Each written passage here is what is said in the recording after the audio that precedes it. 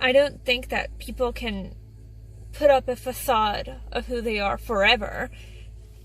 And that's another gem that I'm learning is that people that just have a God complex, like an all love and light attitude,